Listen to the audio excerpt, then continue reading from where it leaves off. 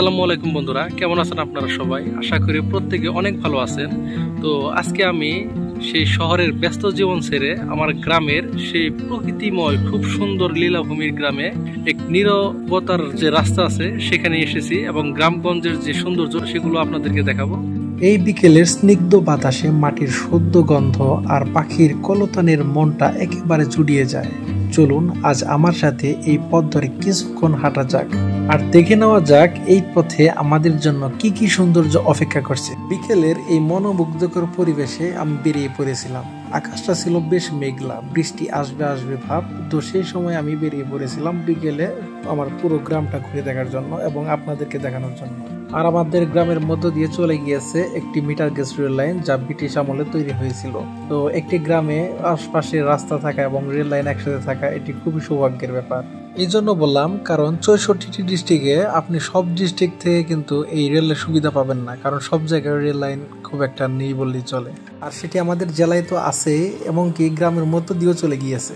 এবং রেল লাইনের পাশেই ফসলি বিশাল মাঠ, সেই মাঠে গরু, ছাগল, মহিষ সবকিছু চড়ানো হচ্ছে। এবং দেখেন পাশ দিয়ে যে রেল লাইনটা চলে গিয়েছে তা দেখতে খুবই চমৎকার লাগছে। আর এই দেখেন আমাদের সেই গ্রামের মাটির রাস্তা, যা বৃষ্টি হয়ে কাদাময় হয়ে গিয়েছে।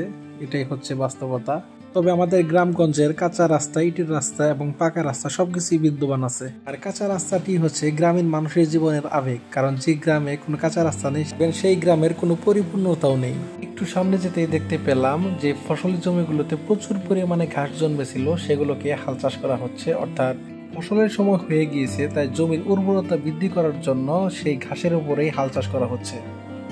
তারপর পরে আমি যখন একটু সামনের দিকে এগোলাম, তো দেখতে পেলাম সেখানে আবার অলরেডি ধান লাগানো শুরু হয়ে গেছে। দু একজন তার ফসলি জমিতে ধান লাগাচ্ছে। তো ধান লাগানোর দৃশ্যটা খুবই সুন্দর ছিল, মনোমুগ্ধকর ছিল। তো সেটা দেখে আমি খুবই উপভোগ করছিলাম। দুর্দান্ত এক পরিবেশ। একজন বৃদ্ধ আর একজন মাঝবয়সী মোটামুটি তারা সুন্দরভাবে ধানের চারা গাছগুলো লাগাচ্ছিল। সেগুলোকে আমাদের গ্রামের ভাষায় বলা হয় রুয়া। আর পাশেই একটু দূরে অন্যান্য যে জমিগুলো ছিল, তো সেখানে ওই মেশিন দ্বারা হাল চাষ করা হচ্ছিল। দেখতে খুবই ভালো লাগছিল। আবার দেখি একটি জেলে মাছ মারার উদ্দেশ্যে কোথাও যাচ্ছে। এই ধরনের গ্রামের মনোমুগ্ধকর পরিবেশ আপনাকে সত্যি খুব আনন্দময় করে তুলবে। গ্রামীণ জীবনগুলো সত্যি অনেক সুন্দর হয়। তো আমাদের গ্রামের পাশের গ্রামে তো অনেক বড় বড় কিছু নার্সারি রয়েছে। তো সেখানে প্রচুর পরিমাণে গাছ, যেগুলো চেনা জানা অজানা বিভিন্ন ধরনের ফুলের গাছ, ফলের গাছ, বৃক্ষ গাছ, সব ধরনের গাছই পাওয়া যায়। তো সেগুলো আপনাদেরকে একটু দেখালাম। তো ভিতরে যাওয়ার খুব একটা সময় পাইনি, চেষ্টা করব পরবর্তীতে ভিতরে কি ধরনের গাছ আছে সেগুলো দেখানোর জন্য।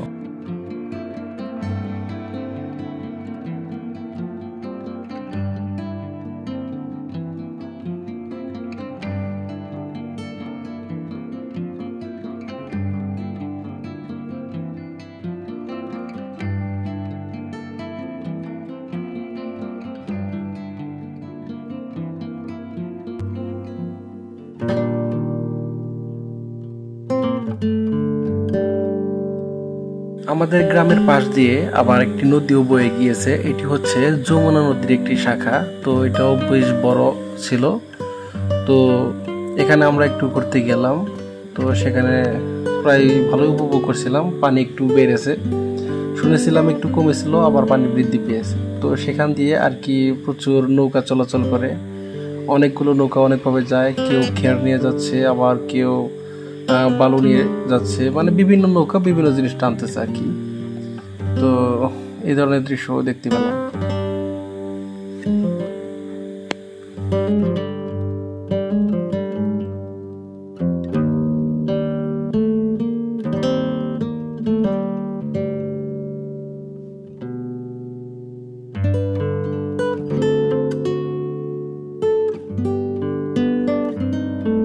গ্রামে আরেকটি শ্রুতিমধুর দৃশ্য হচ্ছে ঘোড়ার গাড়ি বা গরুর গাড়ি। তো এখানে আমরা একটু ঘোড়ার গাড়ি দেখতে পেলাম। গরুর গাড়ি মাঝে মাঝে দেখা যায়, আবার কেউ বা ভ্যান গাড়িতে করে ফল এক জায়গা থেকে আরেক জায়গায় নিয়ে যাচ্ছে।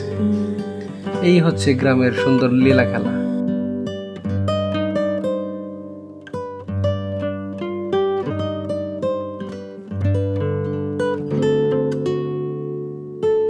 গ্রামের সেই রাস্তাগুলো আপনাকে সবসময় মনোমুগ্ধকর করে তুলবে। কেননা ধরুন দুপাশে বিশাল ফসলি জমি, তার মাঝখান দিয়ে আঁকা বাঁকা হয়ে বয়ে গিয়েছে।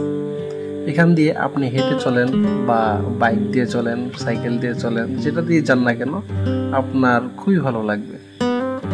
আর দেখতে পাবেন শুধু সবুজের সমারোহ।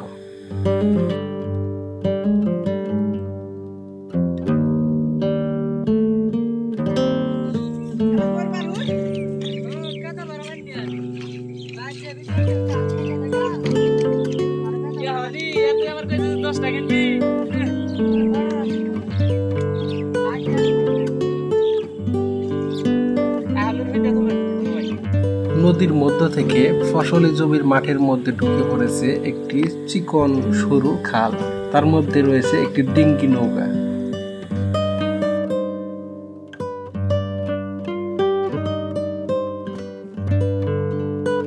দেখুন তো পশু পাখিগুলো কত সুন্দর দেখাচ্ছে, সত্যিই মনোমুগ্ধকর।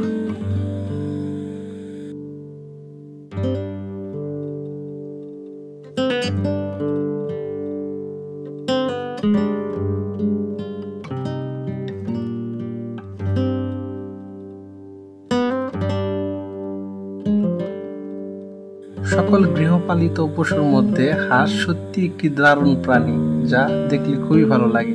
এর মধ্যে অন্যতম রাজহাঁস, পাতিহাঁস, চীনা হাঁস আরো অন্য হাঁস রয়েছে।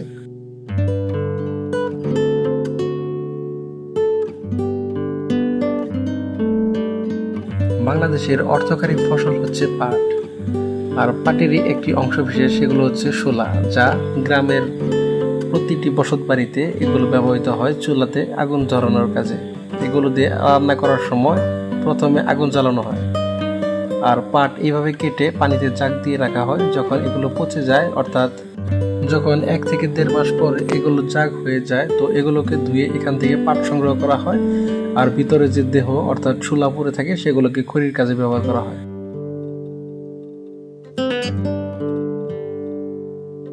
আবার গ্রামের কিশোর ছেলেরা এভাবেই ঠিক স্কুল মাঠে বিভিন্ন ধরনের খেলাধুলা করে, এর মধ্যে ফুটবল, ক্রিকেট আর অন্যান্য কিছু খেলাধুলা করে। এতে তাদের শরীর খুবই সুস্থ থাকে, যা শহরে একেবারে বিরল, দেখা যায় না বললেই চলে। আর খেলতে চাইলেও জায়গা সংকট, যা হয়ে উঠতে পারে না।